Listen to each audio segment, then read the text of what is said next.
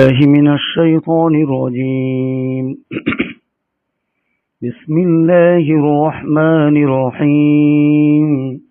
هل أتاك حديث الغاشية وجوه يومئذ خاشعة عاملة ناصبة تصلى نارا حامية تسقى من عين آنية ليس لهم طعام إلا من ضريع لا يسمن ولا يغني من جوع وجوه يومئذ ناعمة لسعيها راضية في جنة عالية لا تسمع فيها لاغية فيها عين جارية فيها سرر مرفوعة وأكواب موضوعة ونمارق مصفوفة وزرابي مبثوثة أفلا ينظرون إلى الإبل كيف خلقت وإلى السماء كيف رفعت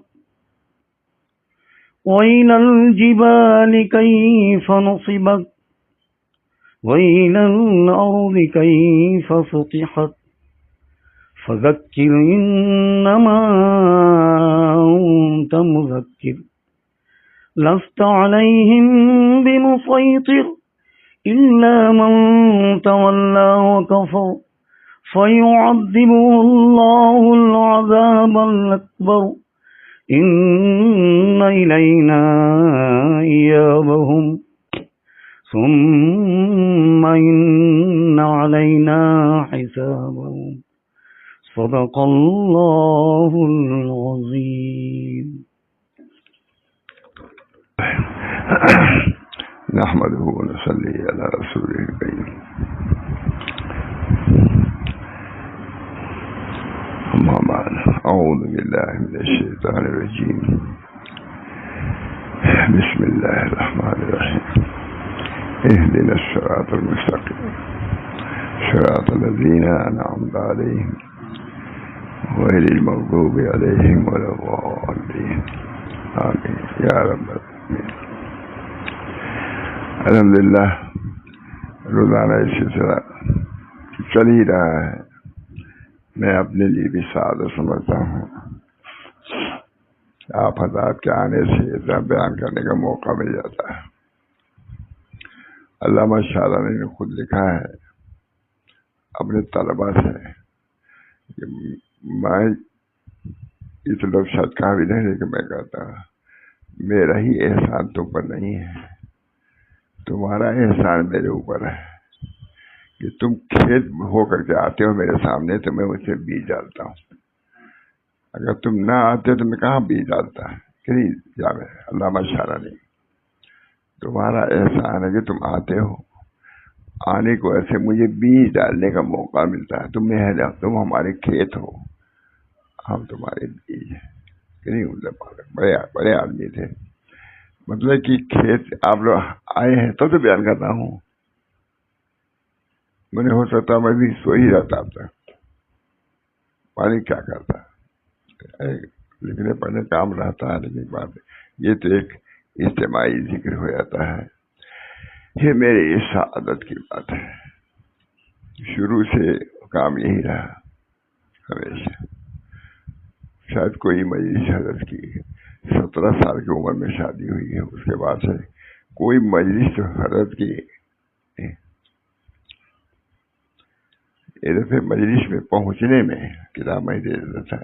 بے علماء میں سب سے کم عمر 17-18 سال کی عمر، 5 منٹ دیر ہو گئی شاید مجلس پہنچنے میں. بہت فرمایا کہ تم کچھ دیر کیوں ہو گئی؟ میں نے کہا حضرت گھر میں کی طبیعت. گھر میں کون تھی؟ ان کی بیٹی تھی. گھر میں کی طبیعت کوئی ناساز تھی، ان کو کچھ علاج معالجے میں کچھ دیر ہے 5-10 منٹ. فرمایا وہ تو میری بیٹی ہے، تم اس کی خدمت کرو گے تو مجھے خوشی ہوگی. مگر مجھے تمہارا علمی نقصان گوارا نہیں ہے، تم کو مجلس میں پہلے آنا چاہیے تھا. یہ لفظ زندگی بھر کے لیے ڈانٹ. وہ تو میری بیٹی ہے، تم اس کی خدمت کرو گے تو مجھے خوشی ہوگی، لیکن میں تمہارا اپنی بیٹی ویسے نقصان نہیں چاہتا. مجلس میں تم کو پہلے آنا چاہیے تھا 2-4 منٹ. یہ تربیت تھی. کا ناشتہ کہاں کھانا. اللہ تعالیٰ ہم اس کو قبول فرمائے. حضرت کی رضا خوشنودی جس میں تھی اسی کو مقدم رکھتے تھے.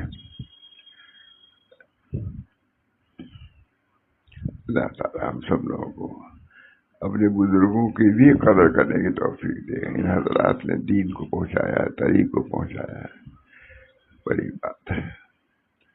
بہرحال اللہ تعالیٰ سے دعا کیجیے صحت بھی رہے اور سلسلہ بھی جاری ہے. اس سے مجھے یہی خیال ہوا کہ سلسلہ جاری ہے. الحمدللہ کب سے جاری ہے.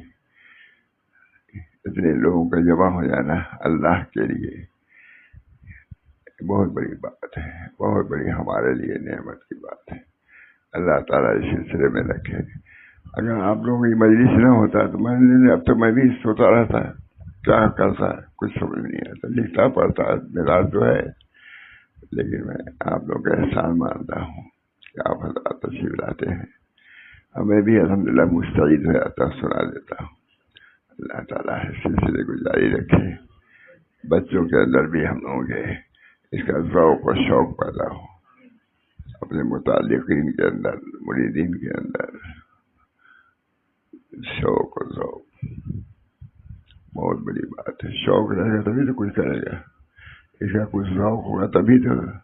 اس مجلسی سے ذوق نہیں تو کیا بیٹھے گا وہ.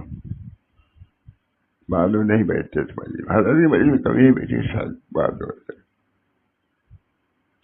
اللہ تعالیٰ ہم سب لوگوں کو دین کی باتوں کو سننے، سنانے، اس میں لگے رہنے کی توفیق عطا فرمائے اور عمل کی بھی توفیق مرحمت فرمائے.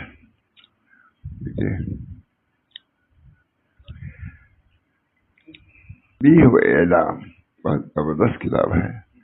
تنبیہ و اعلام سرخی کتنی. تنبیہ و اعلام ہے آگاہ کرنا، یہی ترجمہ ہوتا ہے. تنبیہ اور آگاہ کرنا. فصل باب آتا ہے نا، تو ان کی سرخی کیا ہے؟ تنبیہ و اعلام. تنبیہ کرنا ہے اور اعلام مانے خبردار کرنا ہے.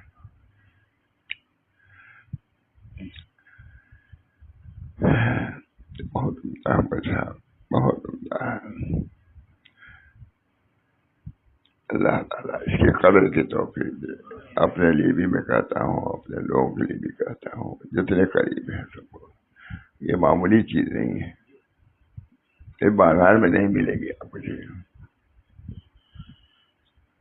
اللہ تعالیٰ جاننا چاہیے، شیخ کہا ہے جاننا چاہیے کہ حق سبحانہ و تعالیٰ نے ابراہیم علیہ السلام کے قلب کو نور رضا سے مبشر دیا.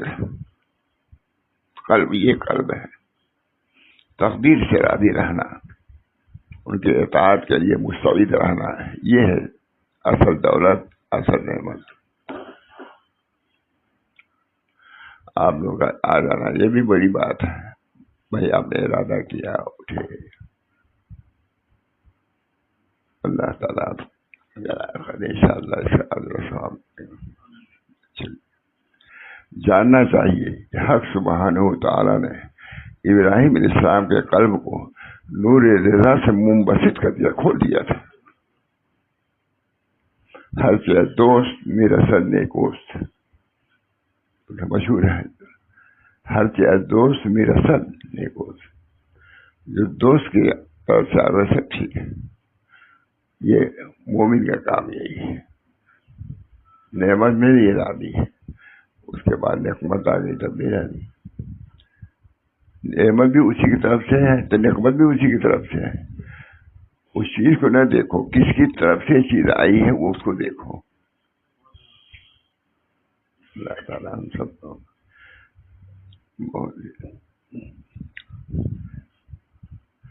مومن کو سمجھنا چاہیے کہ جو مواقع امتحان میں اللہ کے اطاعت اختیار کرتا ہے اللہ تعالیٰ خار کو گل اور خوف کو امان کر دیتا ہے.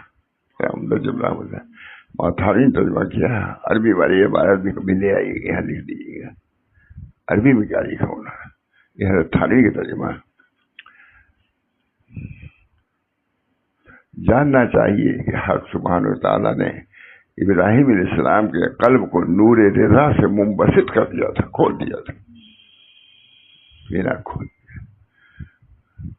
کعبہ اتنا بڑا ہے، اسے ہم نے دیکھا ہے، لیکن حجر اسود کو جب بوسہ دینے گئے ہیں حد نکاح تو وسیع ہو گیا. علامہ شعرانی لکھتے ہیں اتنا بڑا کعبہ نہیں رہا جو دیکھ کے آتے ہیں کہ حقیقت اس کو کیا بیان چاہیے. کعبہ منفصل ہو گیا، تشریح کعبہ منفصل کھل گیا. یہ دل بھی کھل جائے گا. دل ایمان آتا ہے تو دل میں خوشحالی پیدا ہوتی ہے. اللہ کو اس میں لے نہیں سکتا، اللہ ہی اس کے اندر خوشحالی پیدا کرتا ہے کہ اللہ آتا ہے. در دل مومن بگنجم آیا جب مومن کے قلب میں سما جاتا ہے. تعجب کی بات ہے، مومن کے قلب میں سما جاتا ہے. جاننا چاہیے کہ حق سبحانہ و تعالیٰ نے ابراہیم علیہ السلام کے قلب کو نور رضا سے منبسط کر دیا تھا، کھول دیا تھا. منبسط میں نے کھول دیا. ترجمہ ٹھیک ہے نہیں، حضرت تھانوی ترجمہ کر رہے ہیں. عربی عبارت کی ترجمہ ترجمہ حضرت حاجی صاحب نے کرایا ہے وہاں تھانوی سے. مکہ معظمہ میں کہا اشرف علی رات میں اگر اس کتاب کا ترجمہ ہو جاتا تو بہت اچھا ہوتا. اور کسی مولوی سے نہیں کہا، لیکن کس کو کہا؟ حضرت حاجی صاحب نے. حاجی صاحب عالم لوگ کہتے عالم بھی نہیں تھے. کسی نے کہا حضرت حاجی صاحب عالم نہیں تھے. ماتھا نے کہا عالم گر تھے. وہاں قاسم صاحب جیسا جب اس کے سامنے جھک گیا رشید احمد گنگوئی، اس کے عالم ہونے میں کچھ ہوا. خود حضرت حاجی صاحب کہتے تھے کہ میری جگہ پر تو رشید احمد اور قاسم کو ہونا چاہیے تھا، لیکن اللہ نے کر دیا جو کچھ. یہ لوگ عالم تھے بڑے. میں تو عالم بھی اصطلاحی دل کے اعتبار سے حقیقت حدیث ان کے دل میں تھی، حقیقت قرآن. بس یہاں سے سمجھ لینا چاہیے کہ جو مواقع امتحان میں اللہ کے اطاعت اختیار کرتا ہے، اللہ تعالیٰ خار کو گل اور خوف کو امان کر دیتا ہے. عمدہ جملہ ہے. عربی عبارت کیسی ہوگی؟ تھانوی ترجمہ کر رہے ہیں. ترجمہ کرنے کا ڈھنگ چاہیے نہیں مولانا. میں کہتا ہوں بات تھانوی ترجمہ کیا ہے. حضرت حاجی صاحب کے حکم سے اشرف علی اس کتاب کا ترجمہ مکے میں کہا. اشرف علی اس کتاب کا ترجمہ ہو جاتا تو بہت نافع ہوتا. حضرت علی لکھتے ہیں میں اگرچہ اس کے لائق نہیں تھا، لیکن شیخ کا حکم تھا، اس وجہ میں تیار ہو گیا. روزانہ لکھتا تھا اور سناتا تھا. ہے شروع میں سب لکھا ہوا. ہم نے بھی اس کتاب کو لازم کر لیا. مکے میں بھی سنایا بہت، مکے ہی میں کہا تھا. پھر اس کو ہم نے کہا عربی اس کو ڈھونڈو. لوگ تھے جو ساتھ وہ ڈھونڈنے لگے. عربی ملی نہیں رہی تھی. اس کی عربی تھی وہیں کی. 2 بجے رات میں ملی. کہیں ڈھونڈتے ڈھونڈتے کسی کو تو کھانے کو کہیں رکھی ہوئی تھی. عربی والی ہے نا. لیکن ہم نے ان سے کہا کہ بھائی ہم لوگ بھی ترجمہ کریے. تھانوی ترجمہ کیا ہے. ادھر ادھر دیکھا ہے، کہا ہمارا ہم سے نہیں ہوگا اس کا ترجمہ. جو ماں تھانوی کر دیا وہی کافی. ہم چاہتے تھے اور سریش ہو جائے. ماں تھانوی ترجمہ کر رہے ہیں.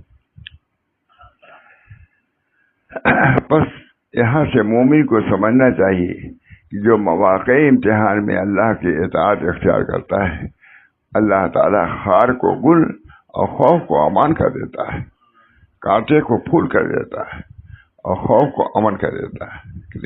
عبارت ہے، مضمون تو ہے ہی ہے اعلیٰ درجے کا مضمون. کھڑا کر دینے والا ہے مسلمانوں کو. ہے کتنی حالات ناسازگار ہیں لیکن اللہ تعالیٰ کھڑا کر سکتا ہے اس ظلموں سے.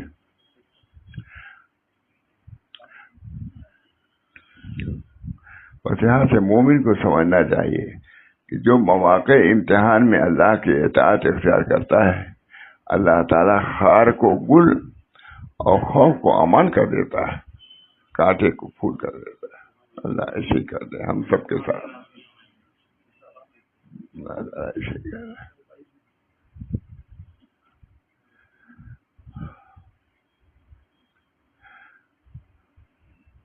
پر جب شیطان تو اس کو منجلی کے امتحان میں پھینکنا چاہے اور کائنات تیرے روبرو آ کر دریافت کرے کہ تجھ کو کچھ حاجت ہے تو یہی جواب دینا کہ تم سے تو حاجت نہیں ہے, بس اللہ سے ہے. بس منجلی سے آگ میں پھینکنا چاہے تو کیا کرو گے؟ کہا اللہ تعالیٰ اللہ کا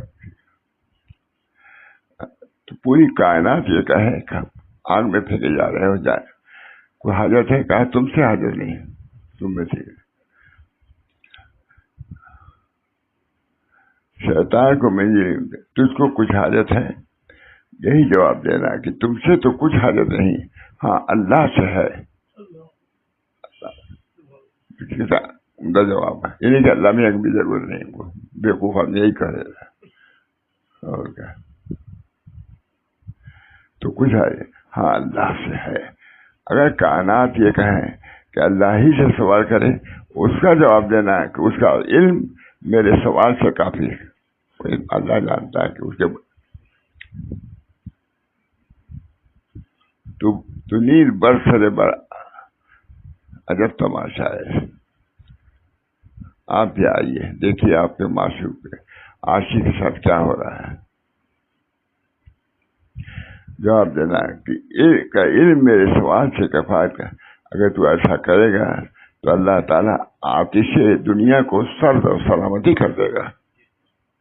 اگر تو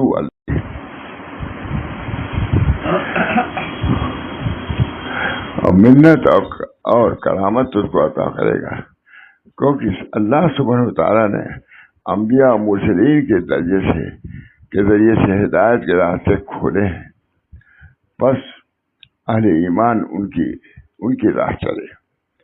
اصل میں یہ راستہ توحید کا انبیاء نے کھولا ہے, اصل انبیاء ہے.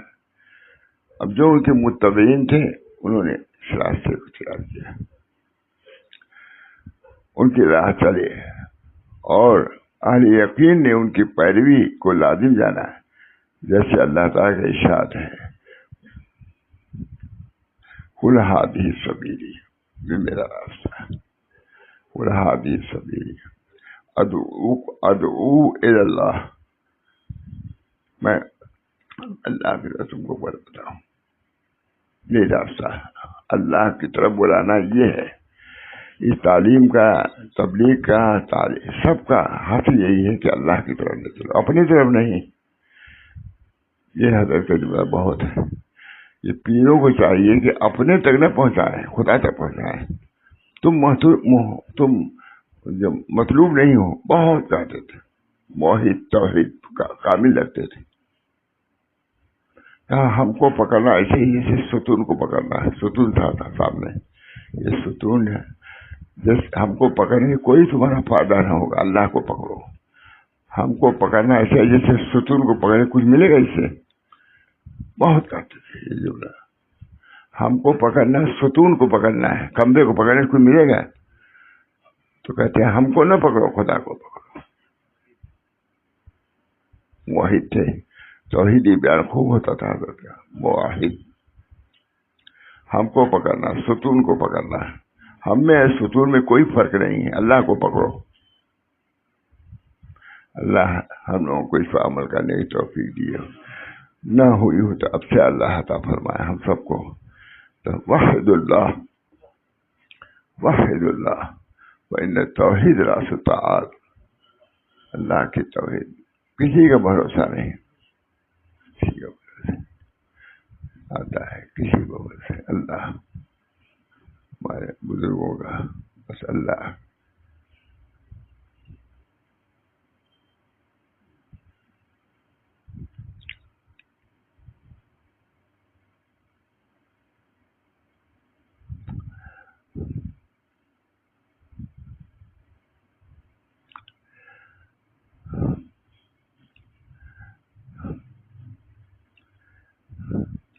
ہم کو اللہ کا حکم ہے کہ ان کی ملت سے خارج نہ ہو، جو دین بھیجا ہے اس سے الگ نہ ہونا، اور ان کے نام رکھنے کا لحاظ رکھنا جس کا ذکر اس آیت میں ہے، ملت ابیکم ابراہیم هو سماکم المسلمین، مسلمان ہی رہو، اس کے علاوہ نام،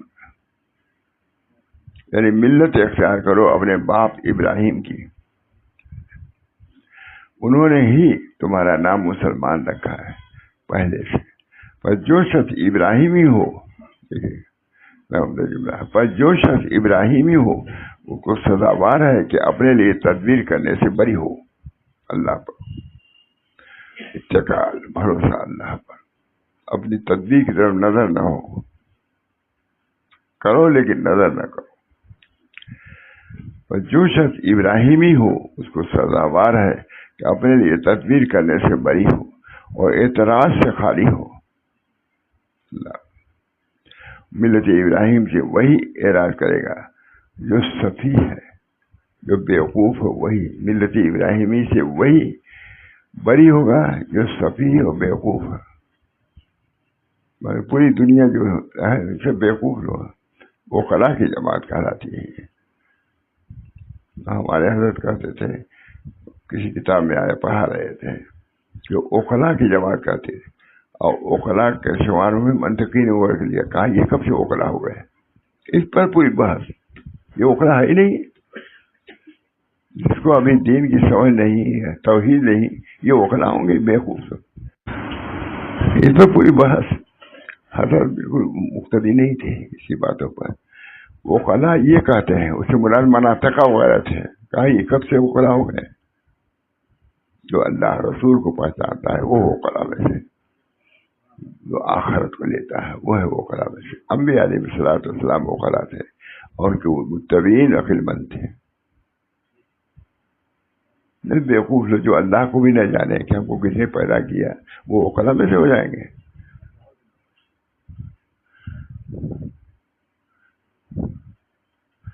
بولا جی میرا دس سے بس وہ خلا کی جماعت یہ کہتی ہے، کب سے عقل مند یہ ہوئے جو اللہ کو نہ پہچانا کہ ہم کو کسی نے پیدا کیا، وہ خلا میں سے ہوں گے۔ بس جو شخص ابراہیمی ہو اس کو سزاوار ہے کہ اپنے لیے تدبیر کرنے سے بری ہو اور اعتراض سے خالی اعتراض نہ کرے۔ اللہ پر کیا دیا کیا نہیں دیا اس پر بات نہ کرو، اور ملت ابراہیم سے وہی اعراض کرے گا جو سفید بیوقوف ہے۔ یہ بیوقوف کا نظر آ گیا۔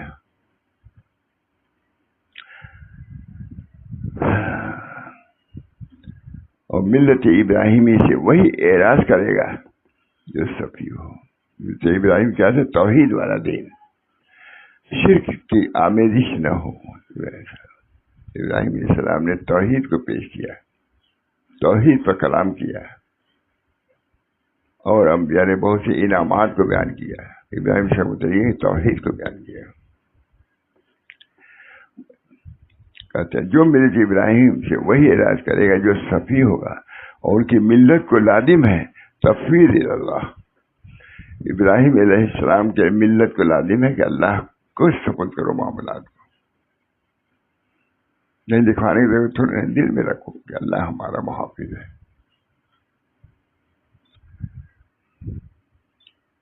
وہ کیا ہے؟ ان کی ملت کو لازم ہے تفویض اللہ اور اطاعت سے احکام اللہ، اللہ کے احکام کے اطاعت، اندرونی طرف سے جو کچھ ہے اللہ، جو اللہ چاہے گا وہی ہوگا۔